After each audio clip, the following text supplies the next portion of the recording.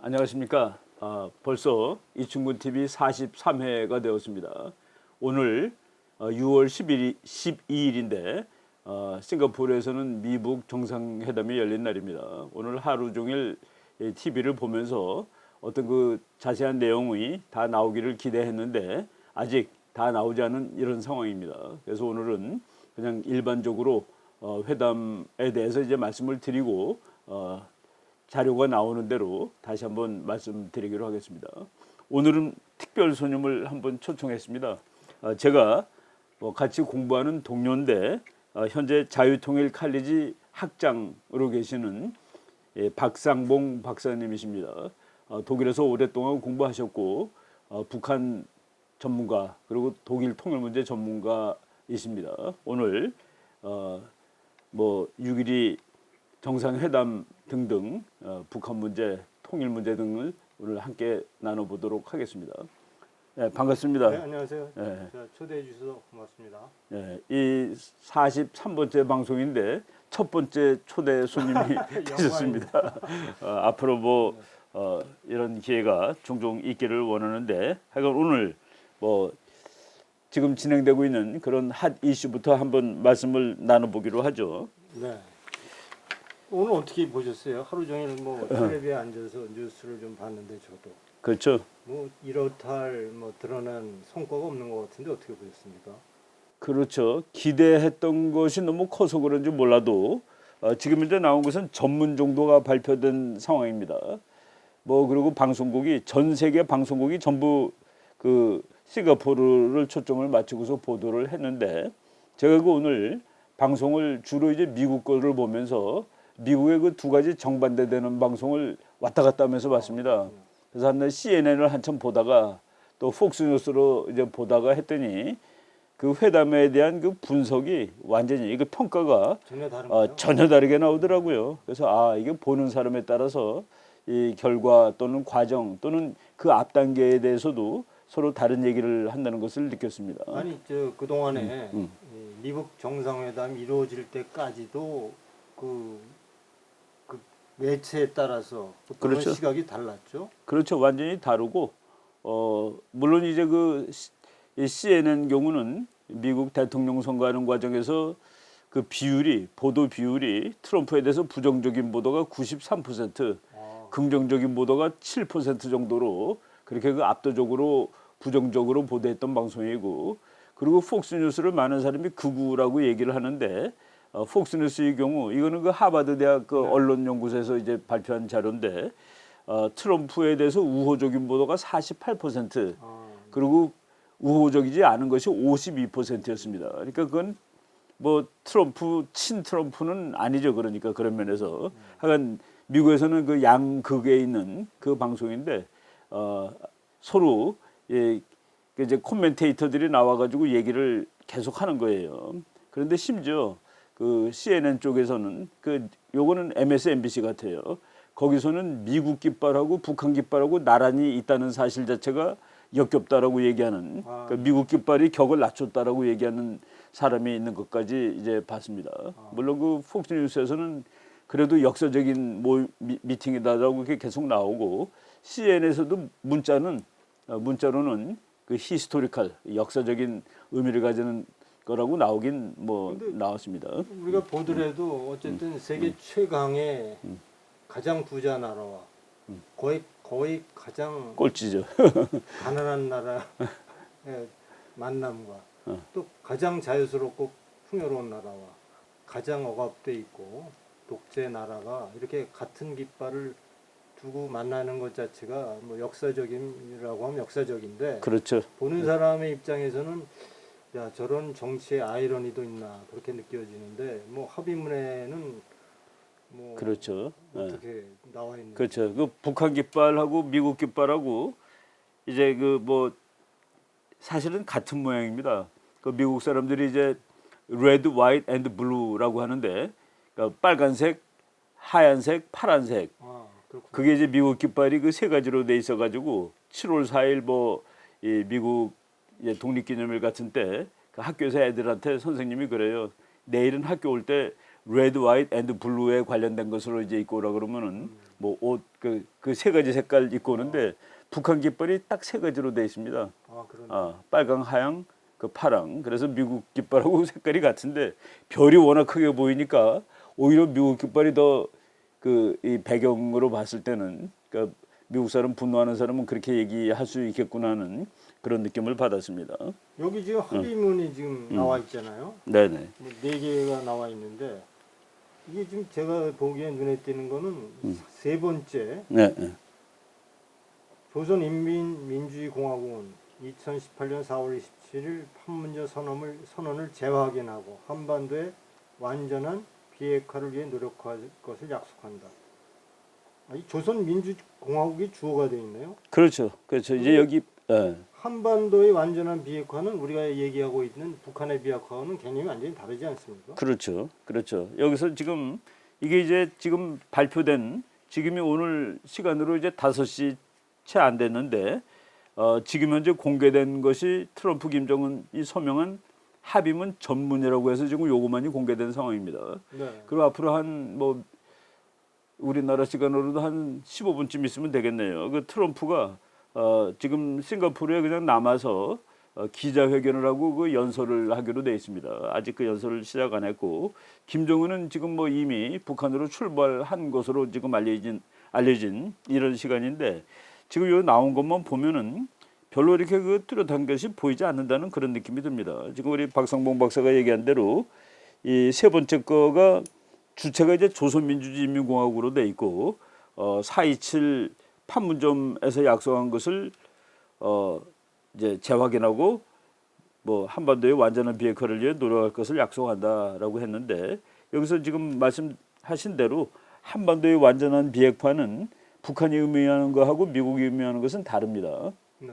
그러니까 북한이 의미하는 거는 남한에 핵폭탄을 실은 미국 비행기가 올 수 없다까지도 당연히 포함이 되겠죠. 네. 근데 여기에 대해서는 지금 이 오늘의 이 다큐멘터리는 이게 나오질 않았는데 한때 그 존 볼튼 씨가 그건 관계 없는 얘기다. 미국 비행기에 뭐 핵무기가 실려 있고 이런 거는 이 한반도 비핵화하고 관계 없다라고 얘기를 한 바는 있습니다. 네. 근데 지금 북한의 입장에서 한반도의 비핵화의 개념 속에 네. 뭐 전략사전의 전개라든가 주한미군이 갖고 있는 뭐 핵과 관련된 그렇죠. 그런 무기들, 그렇죠. 심지어 주한미군 철수까지도 거론한다고 그렇게 전문가들이 얘기하고 들었는데 그렇죠. 그건 거기에도 지금 우리가 그래서 이게 지금 트럼프 대통령이 얘기하기를 상당히 그 포괄적이고 자세하게 돼 있는 기대했던 것보다 더 이제 자세하게 돼 있다. 기대했던 것보다 더 잘 돼 있다라고 얘기를 했는데 지금 전문만 보면은 뭐 전혀 기대했던 그게 것보다 전혀 잘 돼 있지 않습니다. 아니 CVID를 우리가 기대하고 그렇죠. 있었는데 CVID는 전혀 뭐 그렇죠. CVID가 전혀 없는 이런 상황이죠. 그래서 그 오늘 이렇게 텔레비 쭉 보고 있으니까 사인을 한 여러 개를 하더라고요. 그러니까 문건을 여러 개를 해가지고 이렇게 사인하고 또 덮어서 옆에 사람 주고 제가 이제 보기로 한 3-4개 이상 지금 하는 거로 봤는데 지금 이거는 기자들한테 이제 릴리스한 그런 거예요. 그래서 그 자세하게 돼 있지는 않습니다만은 그것이 하여간 발표되면 또 한번 그렇죠. 방송을 그거가 발표되는 대로 그래서 우리가 좀 맨 처음에 계획할 때는 뭐 오후 한 대여섯 시쯤 되면은 웬만하게 다 나오리라고 생각을 했는데 그게 나오지 않은 상황입니다. 이걸 보면 말이죠. 지금 독일의 시각에서는 뭐 한 일주일 전에 이런 보도를 한 적이 있거든요. 우리는 아메리카 퍼스트를 경계한다 이런 보도였거든요. 비핵화 북한의 CVID 북핵 문제와 관련돼서 그러면서 무슨 얘기를 했냐면요. 유럽의 시각에서 볼 때 지금 트럼프의 입장에서는 한반도의 내에서도 북한을 둘러싼 주변국들이 다 일본을 제외하고 사실 대한민국도 애매하게 러시아가 북한을 지원하고 있고 한국도 미국 편인지 북한 편인지 모르는 그런 상황에서 그렇죠. 아메리카 퍼스트를 미국 우선주의를 내세워서 적당히 타협하고 끝나면 문제는 커진다 이런 얘기를 했거든요. 예를 들어서 미국의 입장에서 ICBM을 폐기하고 핵을 동결하는 차원에서 트럼프는 골치 아프니까 그렇게 핵 협상을 타결지을 것에 대해서 유럽은 경계 시각을 보낸다라는 보도를 한 적이 있는데 네.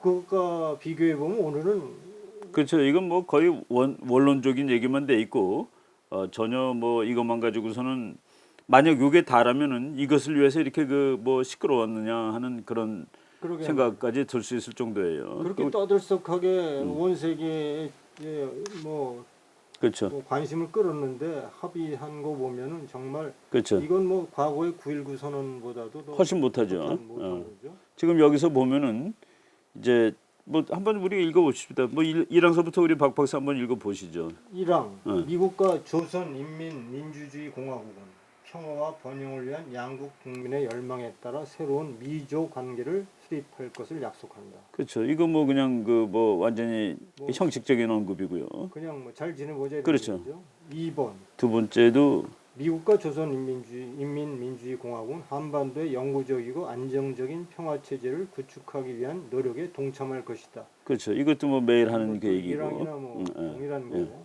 3항은 아까 얘기한 거죠. 그렇죠. 한반도의 예. 비핵화선. 네 번째가 마지막인데 예. 미국과 조선인민민주주의 공화국은 이미 확인된 전쟁 포로 6월의 즉각적인 송환을 포함해 전쟁 포로와 실종자의 유해 복구를 약속한다. 이미 한 거 아니에요? 이거 이미 약속하고 이거 지금 이루어지고 있는 일이죠.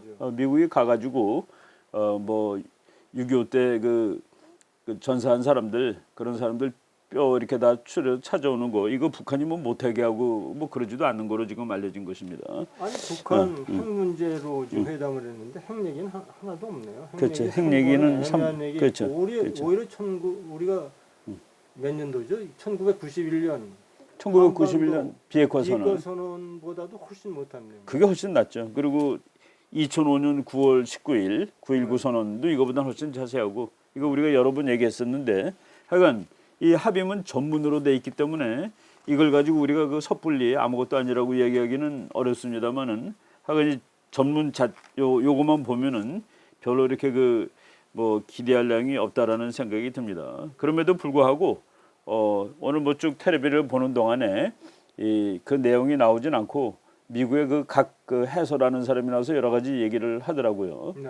그런데 그 오늘 그 김정은이가 맨 처음에 한 말이 여러 가지 이 장애 요인이 많았다, 어려운 점이 많았었는데 그래도 그걸 극복하고 여기 왔다라고 얘기를 했어요.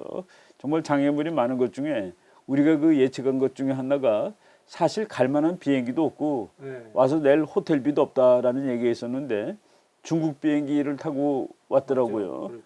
거기에 대해서 그 어떤 의미를 부여할 수가 있을까요? 근데 이게 사실은 그동안에 이제 우리가 북한이 일자 남북 정상회담 하고 미북 정상회담을 약속한 이후에 급작스럽게 중국을 두 번을 갔죠. 떠나지 않았습니까? 두 번이나 갔었죠. 오늘 사실은 제가 그래서 오늘 그 독일의 이제 제2 공영방송 ZDF에서 이런 얘기를 했습니다. 김정은이 지금 이 게임에서 중국을 쪽화로 사용할지도 모른다라고 물음표로 해서 제목을 뽑았는데 저는 그래서 오히려 좀 중국의 입김이 이 과정에서 많이 들어가지 않았나 이런 또 의구심도 드는데 어떻게 보세요? 그래요. 그 지금 이제 출발할 때고 풍경을 보니까 평양에서 비행기가 3대가 출발한 거로 나옵니다. 그러니까 중국 비행기 이번에 에어차이나라고 돼 있는 거는 중국의 그 여객기 모양으로 돼 있습니다만은 그게 이제 중국 관리들이 쓰는 중국 공용 그 비행기라고 그러던데 보잉 747입니다. 그러니까 지금 트럼프가 타고 다니는 비행기하고 기종이 같은 거예요. 그래서 그거를 중국이 이제 평양으로 보내주고 평양에서 올 때는 싱가포르까지 그 바닷길을 서해 바다로 해갖고 오는 게 제일 가까운데 그거로 가지 않고 이 중국을 들어가서 중국 이 본토로 쭉 날아오다가 이제 싱가포르 쪽으로 온 모양이더라고요. 중간에 뭐 거치진 않았죠. 거치지 않고 그냥 이 다이렉트. 747은 뭐 한 번에 다 갈 수 있는 비행기니까. 그리고 그 중국 전투기가 옆에서 그 호위를 해줬답니다. 네. 그래서 이러고 온 곳이 이게 그 무슨 의미를 가질까? 그러니까 중국이 그 뒤에서 지금 그 쪼카라는 거가 뭐 급할 때 쓸 수 있는 폐 이런 의미가 있을 거예요. 그래서 그 중국의 배경을 얻고서 온 곳인가 이런 생각을 하게 되고 그리고 또 한면으로 보면은 그 미국에서 그 해설하는 사람 중에 그 세바스찬 고르카라는 상당히 그 보수적인 그 얘기가 있고 사람인데 이런 식으로도 얘기하는 것 같아요. 그런 부류의 사람들이 지금 트럼프가 그 싱가포르에서 이 김정은하고 이렇게 단독으로 얘기하는 것은 중국이라든가 한국이라든가 이걸 그리고 심지어는 러시아를 빼고 직접 북한하고 네. 이제 거래를 한다. 아. 그러면서 아주 노골적으로 얘기하는 사람은 미국은 동아시아에 친구가 한 개 생긴 것이고 중국은 친구를 하나 잃은 것이다까지 얘기를 하고 있습니다. 만약 그런 식으로 사태가 전개되면은 어떨까요?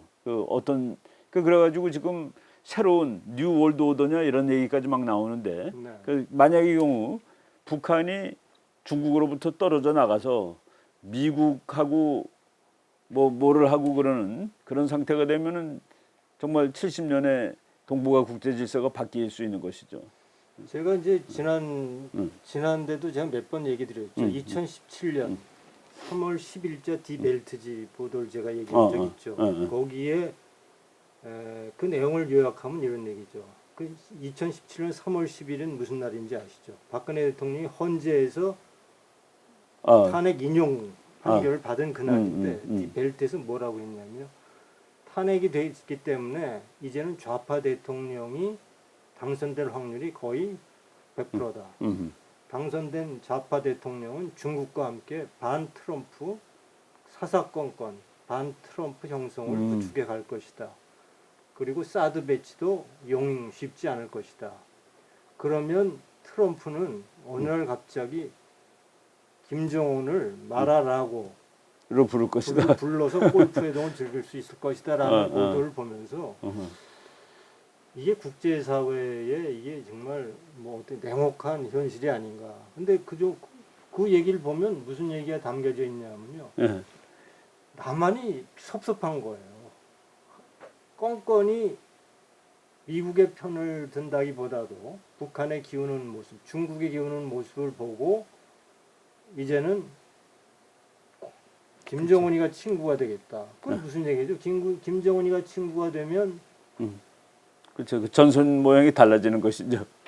그러니까 우리가 이제 뭐 북한이 이제 순망치한 중국은 북한을 포기할 수 없다고 그러는데 지금 물론 이게 북핵 폐기지만 큰 틀에서는 미국과 중국의 어떤 보이지 않는 패권 싸움이죠. 그렇죠, 패권이라기보다 뭐 하여간 힘겨루기인데 워낙 미국의 힘이 강하지만 어쨌든 동북아시아에서 이런 것이 진행되고 있는데 그런 차원에서 보면 그렇게 가능도 한가요? 미국이 그렇죠. 지금 오히려 한국보다 북한하고 더 친하게 질 수 있는 가능성도 있나요? 그거 네. 요번에 이제 이 싱가포르 회의에 참석은 안 했습니다. 이제 혼자 간 게 아니라 옆에 같이 몇 명 갔잖아요. 김영철도 가고 김여정이도 가고 그렇죠. 그리고 뭐 김정은이 옛날에 스위스 있을 때 관리하던 하여간 북한의 최고위급들이 이제 몇 명 갔는데 요번에는 안 갔지만 김계관이라는 사람이 네네. 2007년에 미국에서 미국 사람들한테 한 얘기가 있습니다. 사실 자기네들이 중국을 견제하는 역할을 미국을 위해서 중국을 견제하는 역할을 해줄 수 있다라고 얘기를 했고 그리고 김정은이하고 시진핑 관계는 겉으로는 뭐 이렇게 서로 악수하고 웃고 그러지만은 속으로는 상당히 나쁜 관계고 심지어 시진핑이 저놈 죽여버리라는 얘기까지 한 적이 있는 거로 되어 있습니다. 그래서 그렇죠. 네. 그래서 일본 기자가 곤도 다이스케라는 기자가 책을 썼는데 책 제목이 시진핑은 왜 김정은을 죽이려 하는가라는 제목까지 있습니다. 그리고 이제 순수하게 지정학적인 측면만 보면은 북한이 중국 편인 것보다는 미국 편인 것이 지정학적으로 맞는 겁니다. 왜 그러냐면은 붙어 있는 나라 그리고 붙어 있는 강대국은 위협이거든요. 그렇죠. 지금 위험이 되니까. 그렇죠. 그래서 북한이 자기를 정말로 위협하는 것은 중국이지. 중국 앞에서는 북한의 주권은 없는 거니까. 그래서 주권을 행사하려면은 중국에 맞먹는 힘을 빌려야 되는 것이죠. 그런 의미에서 미국을 그러니까 우리가 참 상상 불가능한 얘기지만은 미국의 힘을 빌리면은 중국 앞에서 당당해질 수 있다라는. 아니 근데 우리가 체제 보장, 뭐 여기 CBID와 뭐 체제 보장을 맡겨야 한다 그런 얘기도 했지만 뭐 둘 다 들어가지 않았습니까? 여기는 전혀 안 들어와 있죠. 근데 체제 보장을 미국이 한다는 얘기는 체제 보장을 남이 해줄 수 있나요? 예, 여기서도 지금 나는 그러니까 김정은이가 도박을 지금 하고 있다라고 보는데 미국이 오늘 그 얘기로는 그런 말이 나왔습니다. 체제 보장을 해주기로 약속을 했고 북한은 핵을 완전히 없애기로 약속을 했다라는 것이 지금 우리 다큐멘터리는 안 나왔지만은 그런 얘기가 오늘 하루 종일 나왔는데 체제 보장을 미국이 해준다 하는 것은 사실은 미군이 주둔하는 것 외에는 방법이 없습니다.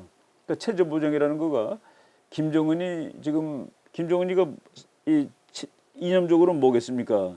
그 제대로 된 사회주의는 아니지만 자본주의는 절대 반대하는 사람이거든요. 네. 그러니까 사회주의 그리고 자기네 말로 주체 사상 그리고 독재 체제인데 그리고 김정은의 그 정권 이것을 다 뭉뚱그려서 체제 보장이라고 그러면은 그동안 트럼프가 말한 북한에다 돈을 많이 내줘가지고 북한이 잘 사는 나라 그리고 금융국가라는 얘기까지 심지어 했는데 그게 체제 보장이 되느냐 하는 그런 얘기입니다.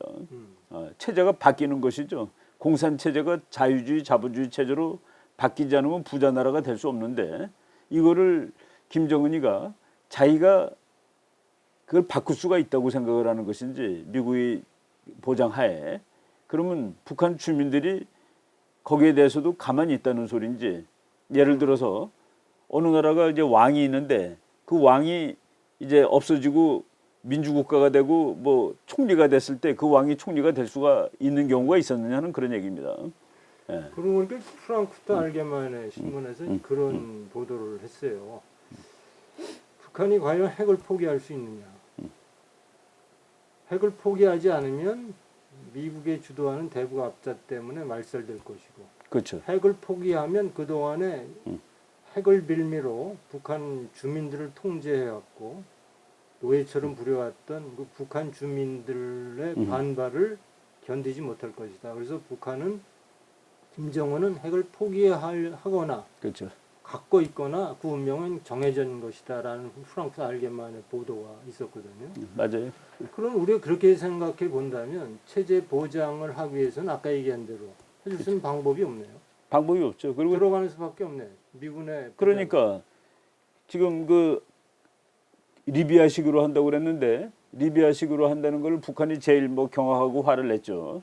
리비아식이라는 것은 사실은 핵을 먼저 없애면은 미국이 이제 그 당근을 준다는 그런 얘기거든요. 그러니까 당근과 동시에 시간이 병행되는 것이 아니라 핵을 먼저 없애면은 리비아가 그럼 미국이 보상을 해준다는데 그 없애는 과정에서 민주화 혁명이 일어난 것이고 그렇죠. 그 민주화 세력한테 그 가다피가 이제 잡혀 죽은 것인데 그러니까 북한 쪽에서는 그 부분만을 강조한 것이죠. 그랬더니 트럼프가 우리가 리비아한테는 그런 약속을 안 해줬는데 북한한테는 체제 보장을 약속해 주겠다라고 뭐 조금 능청맞게 얘기를 한 것입니다.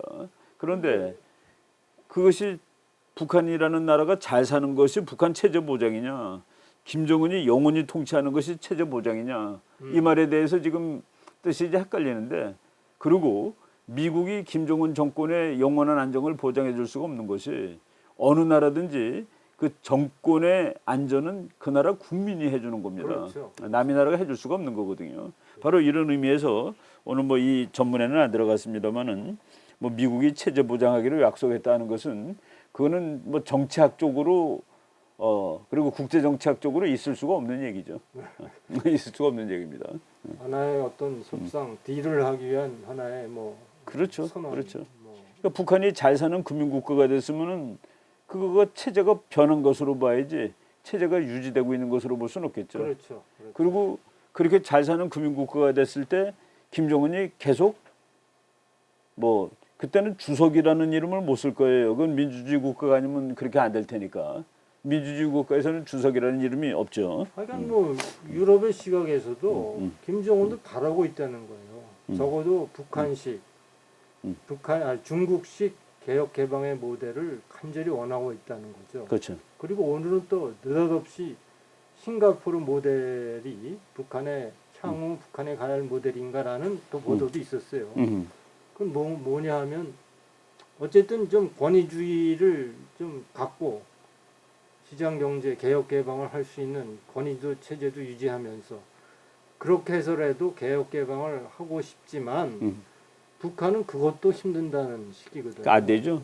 될 수가. 왜냐면 자기가 그동안 지은 죄가 너무 크다는 거예요. 그렇죠. 그렇기 때문에 이거는 그렇게도 참 북한이 그래도 그렇게 나설 수 없는 그렇죠. 딜레마가 있고 결국은 그것 때문에 핵을 포기할 수 없는 것이 아닌가. 그래서 우리가 원칙 이론을 말하면은 북한이 아직까지 핵을 만든 이유는 미국을 전혀 믿을 수가 없어서입니다.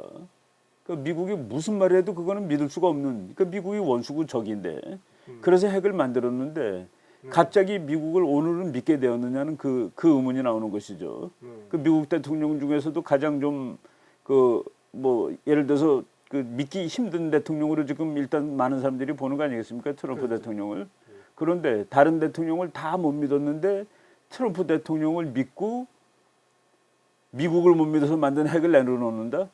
이것이 어디가 맞느냐, 논리적으로 맞느냐는 그 얘기입니다. 여러 가지로 지금 이게 아무리 짜 맞춰봐도 맞출 수 없는 일들이 계속 일어나고 있는 그렇죠. 그런 그렇죠. 상황인 거예요.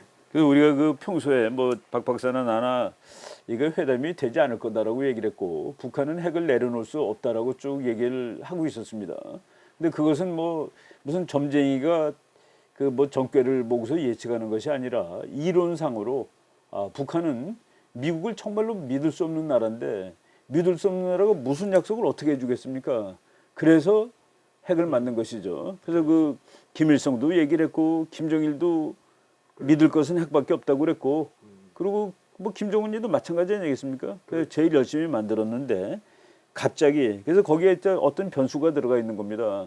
그 변수는 이 트럼프한테는 더 이상 버티다가는 정말로 매를 맞겠구나 하는 그래서 그 미국 뭐 폭스뉴스에서는 이게 전부 다 피스가 through strength 힘으로 이루어지고 있는 중이다라는 것을 계속 강조를 하더라고요. 그래서 그렇죠. 저희도 그 부분에 대해서는 뭐 부인을 할 수가 없을 것 같아요. 김정은이가 이게 더 이상 버티다가는 진짜 미국의 공격을 받을 수 있다라는 거기서 이제 시간 벌기라든가 뭐 이런 거로 이제 나왔다고 보는 편이 더 맞겠죠. 그러니까 평화에 의해서 평화가 이루어진 것이 아니라 전쟁을 협박함으로써 평화가 그렇죠. 뭐 이것이 완전한 평화가 될지는 모르겠습니다만은 그런 것 같아요. 근데 이제 또 하나의 이제 시각을 전해드리면 트럼프의 이러한 어쨌든 트럼프 나름대로의 어떻게 보면 좀 돌발적인 이런 행동들이 또 과거에 뭐 오바마 정권이라든가 이럴 때와 달리 북한을 어쨌든 외부로 끌어내는 거는 성공했다. 네네. 그거는 그와 아까 반면에 그렇죠. 지금 진행되는 이러한 상황들을 보면서 트럼프가 왜 미국이 그동안 쌓아왔던 대북 관계의 비로크래트 여러 가지 원칙과 그들이 갖고 있던 대북 정부와 그 경험과 노하우들을 왜 무시하고 트럼프가 이렇게 거의 좀 독자적으로 이끌어가느냐. 트럼프와 소위 미국의 어떤 비로크라트하고의 싸움이 있는 거 아니냐, 갈등이 그렇죠. 있는 거 그렇죠. 아니냐라는 지적도 뭐 있는데. 그렇죠. 지금 뭐 그 트럼프는 오바마 이전에 모든 대통령이 했던 것을 다 무시하고 네. 자기가 새로 해야 된다라고 이렇게 지금 하고 있죠. 그리고 아까 말씀드린 대로 오바마가 8년 동안 제재를 북한에 가한 것보다 그 제재의 규모와 강도가 트럼프가 15개월 한 것이 더 세다고 나오더라고요. 그렇죠. 그래서 이제 북한이 거의 그 정말 그 어려운 상황이 된 것이고 그리고 지금 우리가 그 큰 배경을 보면은 지금 이 북한하고 미국하고 이제 그 거래를 하는데 지금 중국하고 미국은 싸움을 하고 있는 중입니다. 그 무역 전쟁이라고 해가지고 상당히 그 심각하게 들어가고 있는데 그리고 바로 트럼프가 미국 그 백악관에서 떠서 싱가포르로 온 게 아니라 캐나다에 그 지금 그렇죠. G7 정상회담을 하고 끝나기 전에 그러고서 자기 그 집으로 간 것이 아니라 그냥 싱가포르로 날라온 것이거든요. 그런데 지금 난리가 났잖아요. 그 G7은 사실 전부 다 트럼프하고 친구들인 나라들인데 다 지금 미국의 동맹국들인데 그 트럼프가 거기서 나온 그 합의문에 자기는 이건 거부한다고 사인 안 한다고 그러고 왔습니다. 그래서 그것도 지금 미국이 그 자기 친구들 그리고 오히려 말이 되던 중국하고는 전부 지금 다 내팽개치고 지금 북한을 지금 들고 있는데 이것이 그 큰 그림이 어떻게 되는지 우리가 좀 주의 깊게 볼 필요가 있는 것 같아요. 그렇지만 약간 트럼프는 그 무역 같은 거를 보니까 유럽이 미국 자동차한테 관세를 10%를 붙인다고 그러더라고요. 네. 근데 미국은 2% 붙인다거든요. 그러니까 이거는 말이 안 된다라고 얘기를 하고 있고 그리고 캐나다도 미국의 그 무슨 뭐 그러니까 식료품 뭐 이런 것들을 뭐 몇백 %를 붙이는 모양이더라고요. 네. 그래서 뭐 트럼프가 분노해가지고 근데 이제 지금 친구들한테 이렇게 분노하는 것은 맞고 그리고 적한테는 이렇게 잘해주는 것이 맞느냐 하고 오히려 그 트럼프를 그렇죠. 이 트럼프에 대해서 반대되는 그 해설가들은 다 그런 식으로 얘기를 하더라고요. 근데 저는 이걸 보면서 요번에도 뭐 우리가 지금 뭐 구한 말부터 근현대사를 보면 대한민국 운명은 늘 그러게 말이에요. 제3국에 의해서 결정되어 있지 않습니까? 네. 일제 식민지는 가스라 테프트 조약에 의해서 일제 식민지가 결정이 됐고 분단은 또 얄타 회담에 의해서 분단이 그렇죠. 확정된 그렇죠. 거 아닙니까? 그 다음에 에치슨 라인 때문에 이게 전쟁이 나지 않았습니까? 그리고 이제 보면서 저는 아니 우리에게 필요한 거는 CVID인데 북한의 핵핵인데 우리나라는 마치 남의 얘기하는 듯 미국 정상회담을 바라보는 그 태도가 그렇죠. 왜 우리가 우리의 문제인데 우리가 더 적극적으로 나와서 북핵을 폐기시켜야 됩니다. 반드시 이 주장을 하는 게 아니라 많이 남의 일 것처럼 그렇죠. 밖에서 바라보는 뭐 언론도 그렇고 뭐 정부도 그렇고 이런 모습을 보면 그렇죠. 왜 또 한 번 그런 이제는 그때는 다른데 말이죠. 그렇죠. 이제는 뭐 대한민국 10대 경제 대국이 되고 이런 상황에서도 이 정도의 외교적 그렇죠. 어떤 뭐 외교적으로 너무 할까? 네. 그런 방관하는 자세, 마치 남의 일인 것처럼 하는 자세가 좀 굉장히 좀 그렇죠. 좀 서글프다는 생각이. 그러니까 북한 핵 문제가 우리가 그 미국과 북한 사이의 문제라고 하고서 중재자 이런 역할을 하겠다라고 뭐 그런 포지션을 정한 것은 사실은 잘못이죠. 한국이 직접 당사자인데 당사자. 북한 핵에 의해서 가장 국가 존립의 위협을 받을 나라가 한국인데 한국이죠. 여기서 우리가 중재자가 된다는 것은 그동안 좀 뭐 문제가 많은 그런 입장이었고 우리나라의 운명이 또 지금도 오늘 그 텔레비를 쭉 보면서 느낀 것이 야 우리가 할 바가 뭐가 없느냐는 그런 느낌이 많이 들었습니다.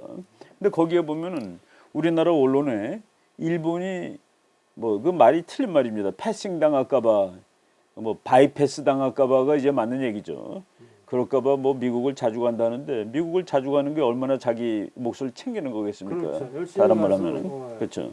국익을 관철시키는 그렇죠. 건데. 아베가 지금 트럼프를 제일 많이 만난 외국 원수인데 가서 또 말하려고도 몇 번 갔고 골프도 같이 치고 그렇죠. 그러면서 요번에는 그 아까 저 폭스뉴스가 아닌 그 트럼프에 대해서 좀 비판하는 쪽 방송에서는 그렇게 나오더라고요.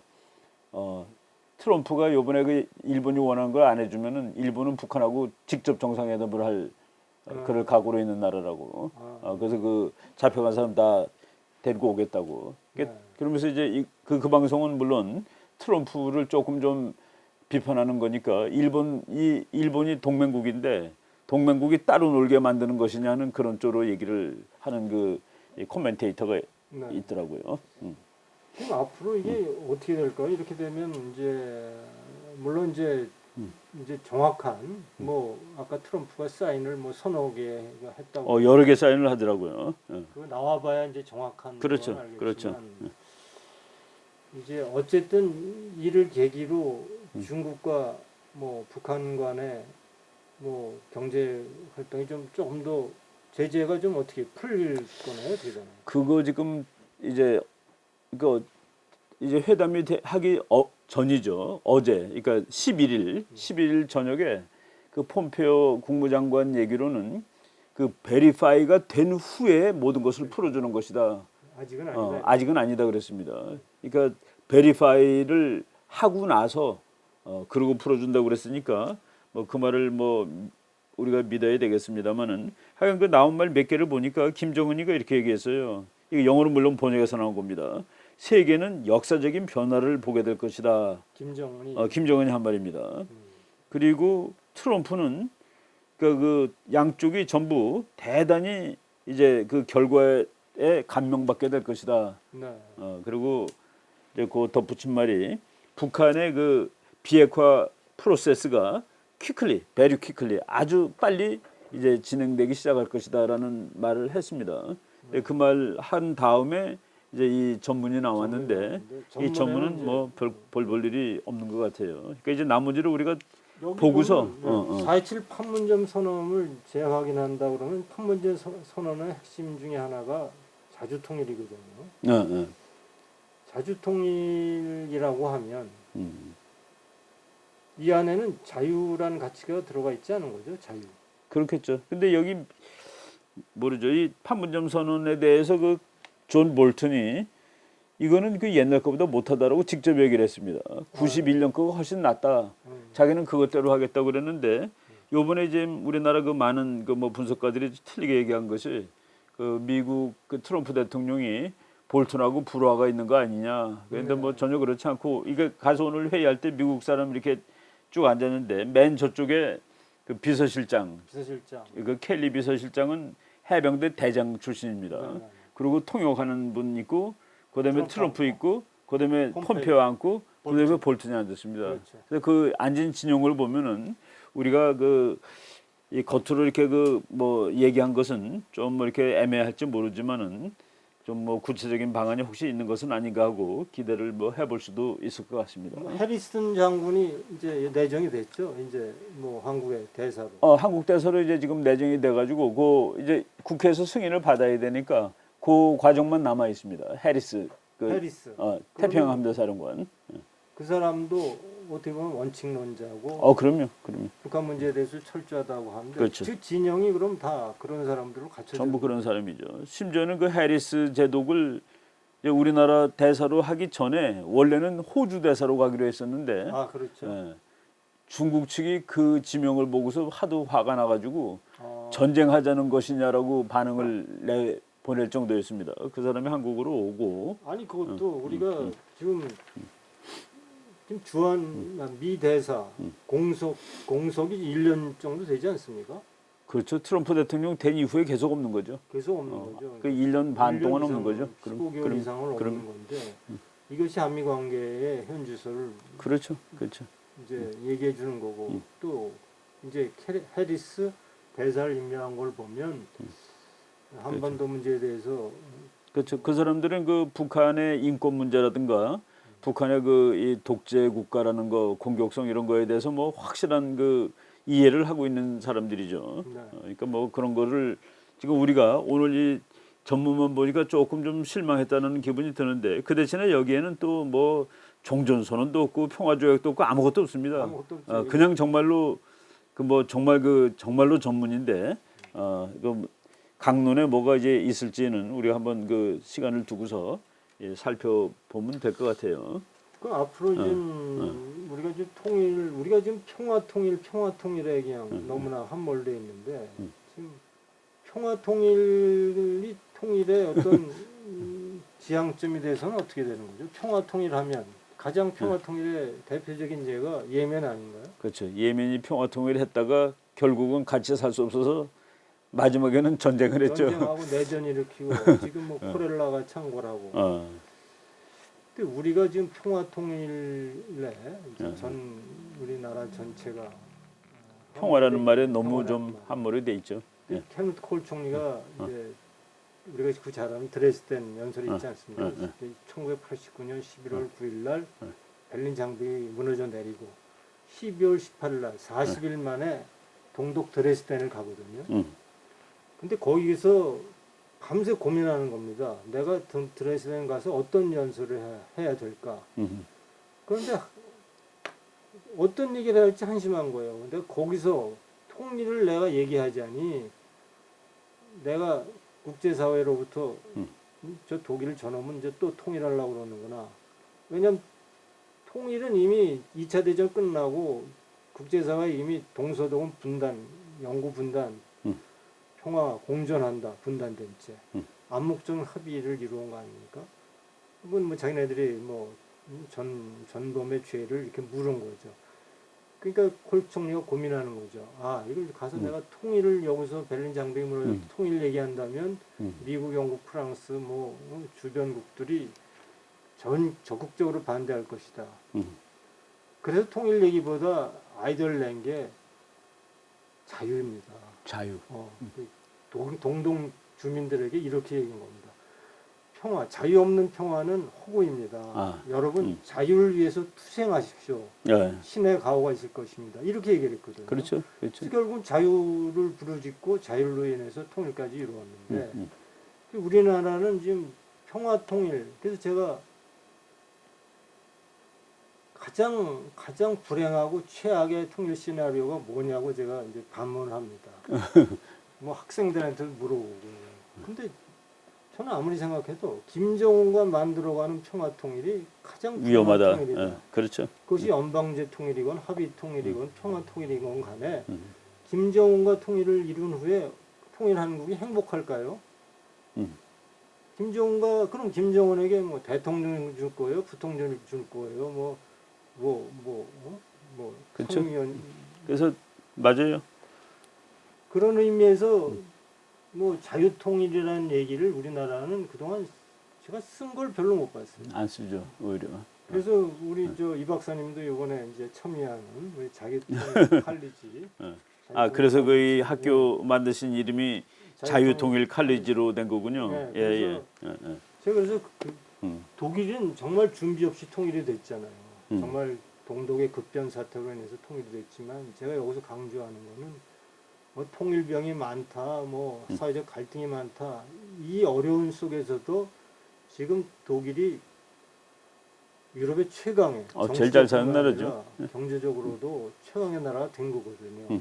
그 이유는 통일 과정에서 자유와 시장의 가치를 잃어버리지 않았어요. 이걸 지켜냈거든요. 그 통일 비용이 그렇게 많이 든다고 해도 다 갚아내고 그보다 더 많은 이제 벌었죠 돈을.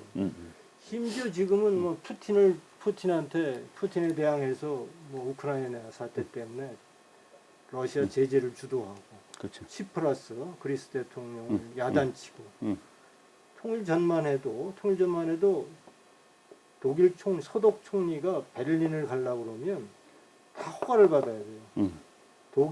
미국, 영국, 프랑스, 소련의 허가를 받아야 베를린을 갔어요.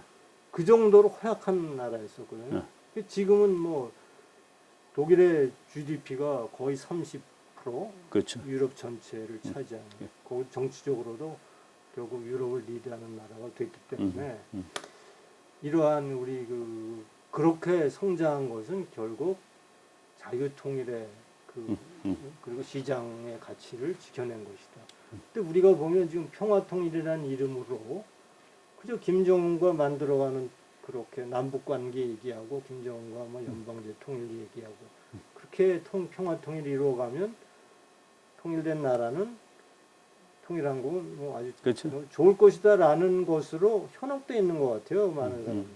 그래서 이제 그 통일된 이후에 대한민국이 자유민주주의 그리고 이제 경제적으로 부유한 나라가 돼야 되는 가치죠. 그렇죠. 그것을 뭐 잊으면 전혀 안 되겠죠. 예, 하여간 뭐 미국이 그 북한을 그러니까 다 비핵화를 하면은 잘 사는 나라, 부자 나라, 금융국가로 만들어 주겠다는데 거기에 뒤에 숨어 있는 어떤 의미가 분명히 있을 거라고 보입니다. 그렇죠. 거기는 이제 잘 살게 해준다는 의미에는 결국은 그 나라가 체제를 바꾸고. 그렇죠. 자유국가가 아닌 나라가 금융국가가 될 수는 없으니까.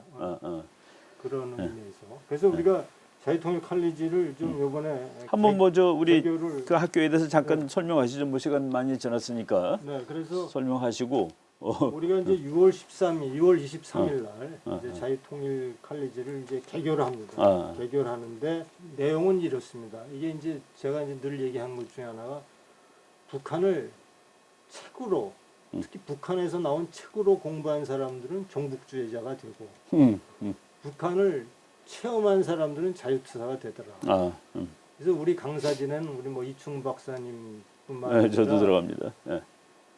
탈북하신 분들이 많겠군요. 탈북한 분들이 이제 뭐 거기서도 뭐 엘리트였고 여기 와서 주만 활동을 하고 있는 뭐 주요 뭐 이름을 밝힐 수 없는 북한 외교관, 외교관도 있고, 대남 공작원, 그다음에 뭐 저 북한에서 뭐죠 만수대 건강연구소 이런 출신들 이런 분들 과학자네요, 그분은. 그러니까 북한을 실제로 체험한 사람들하고 국내에 이제 뭐 아까도 말씀드렸지만 이 박사님 또 김정민 박사 김님 벌써 들어옵니까? 또 영지대 김월두 경제학과 중앙대 김승욱 김승욱 교수.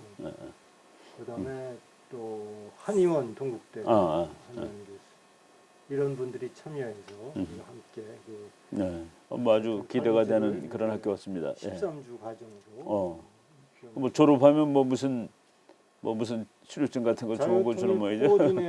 코디네이터 자격을 이제 부여하고 그리고 우리가 이 기초 과정을 이렇게 잘 이제 끝내면 또 심화 과정을 보다 좀 더 디테일한 심화 과정을 개설하려고 합니다. 이제 여기에 이제 졸업하게 되면 자유통일 지도자 자격을 부여해서 통일을 좀 실질적으로 좀 준비해 보자 이런 좀 구상을 갖고 있습니다. 너무나 이제 평화라는 평화 통일에만 집중돼 있는 국내 여론도 그렇죠. 우리가 그것은 그 뒤에 얼마나 많은 문제점이 있는가를 자유통일의 중요성을 그렇게 강조하는 자유통일 칼리지를 개설하는데 개교하는데 그럼 많이 좀 참여해 줬으면 좋겠고요. 그 자세한 내용은 자유통일 문화원 홈페이지 www.clr.or.kr 이거 뭐 문자로 여기 우리 방송에 나가게 거기에 할수 접속하시면 팝업창에 잘 소개되어 있고요. 그렇게 좀 참여해 주시면 고맙겠습니다. 자유통일 아카데미는 이제 너무나 흔해서 우리가 칼리지라고 했는데 자유통일 칼리지가 이제 이 박사님은 결국은 뭐 국제 정치의 전문가로서 담당하는 과목이 나는 미국, 중국 뭐 이런 관계죠. 미중 패권 패권 경쟁과 대한민국의 선택. 미중 패권 전쟁은 어떻게 뭐 지금 진행 중이죠. 결판 난 거 아닌가요? 어떻게 보죠? 결판 났다고 보기에는 뭐 그렇지만은 지금 미국이 경제를 가지고 중국을 뭐 이렇게 제압하고 있는 중이라고 보시면 뭐 대강 맞을 것 같습니다. 남북 중국 문제 보니까 지난번에 누가 그랬던가요? 그 무슨 섬이죠? 거기다가 콘크리트. 그 지금 뭐 남진해에 그런 거 한 7개 만들어 놨습니다, 중국에. 그걸 부셔버리겠다고 누가 보도 미국이. 뭐 아니요, 6월 초에도 미국 국무장관이 이거 더 이상 가만 놔두지 않겠다는 식으로 얘기를 하고 국방장관이 지금 뭐 진행 중에 있는 그런 사건입니다. 미중 패권. 지금 그 지난번에 중국의 경제를 전망했었잖아요. 그렇죠. 지금 중국의 경제는 뭐 많이 어렵습니다. 많이 어렵고 그리고 이제 미국과 무역 전쟁까지 이렇게 또 진행이 되고 있고 그리고 저는 이 동북아시아를 거시적으로 본다면은 지금 미국과 북한의 그 정상회담도 미중 패권 전쟁의 중요한 한 부분이라고 보여지죠. 그러니까 지난번에도 뭐 무역 전쟁 뭐 한다고 막 그러다가 뭐 설그머니 그 이제 중국이 오히려 그 꼬리를 내린 것이죠. 네. 그러면 앞으로도 뭐 결국은 무역 전쟁은 결국은 뭐 그 무역 전쟁은 언제 끝나냐 하면은 미국이 생각하기에 중국이 미국한테 더 이상 본격적으로 도전할 수 없는 날 그날 끝내겠죠. 그걸 어느 정도로 보는 거예요? 그거 뭐 이제 뭐 이번에 그 김정은이를 미국이 불러낸 것은 미중 패권 전쟁의 정치적 파트라고 보시면 되겠네요. 그렇죠. 단순한 북핵 얘기 차원을 이거 다 넘는 것이죠. 그렇죠.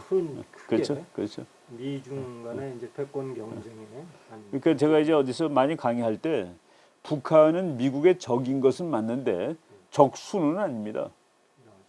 적수는 중국이죠, 미국이. 아니 지난번에 보니까 미국이 언제까지 이 패권 주도국이 될 거냐고 이제 질문했을 때 그때 뭐라고 답변하셨죠? 우리 그 젊은 친구들이 대학생이었는데 자네들 손자가 할아버지가 됐을 때도 미국 1등일 거다라고 얘기를 했습니다. 그러니까 뭐 오래 간다는 얘기죠. 그러니까. 그렇죠. 아니 이번에 지금 계속 소위 우리가 기름값이 자꾸 오르는데 또 기름값 오르는 것도 미국이 중국을 못 살게 하는 일환인데 거기에 우리까지도 피곤하니까 문제가 되는 것이죠. 아 중국은 지금 완전히 중국은 이제 수입국이죠. 완전 수입국인데 이제 미국이 쉐일을 정말 시장 가격으로 하면은 지금보다 값이 훨씬 내려가야 됩니다. 그렇죠. 근데 미국이 이제 그거를 조종을 하는 것이죠. 뭐 중국도 기분 좋게 하지 않는. 그리고 이제 러시아가 더 이상 석유값이 내려가면 정말 망합니다. 그러니까 러시아를 죽으라고 놔둘 수가 없고 미국이 뭐 이런 것들이 지금 복합적으로 작용하는데 그건 또 나중에 이제 와서 네. 들으시면 되죠. 네네. 그런 아주 미중 패권 전쟁 그리고 대한민국 이 과정에서 어떤 선택을 해야 될 것인가 하는 정말 냉혹한 국제 정치의 뭐 이론과 실체를 강의해 주시기로 박사님 해주셨으니까 그렇게 자유통일 칼리지도 이런 많은 참여를 네네. 예, 오늘 뭐 하여간 할 얘기가 많습니다만은 뭐 하루 종일 텔레비를 봤는데 결국 상세한 내용을 해줄 수 있는 데이터까지는 나오지 않는 이런 상황이었습니다. 제가 되는 대로 뭐 금명간 다시 이 결과물이 나오는 것을 보고 다시 해설할 수 있는 기회를 갖도록 하겠습니다. 오늘은 우리 이 박성봉 박사님을 초대해서 한번 조금 다른 포맷으로 진행을 해봤습니다. 뭐 나중에도 우리가 각각의 전문가들을 초청해서 이 프로그램을 만드는 그런 방안을 한번 생각해 보도록 하겠습니다. 오늘 거는 이 정도로 하겠습니다. 여러분 고맙습니다. 감사합니다. 예.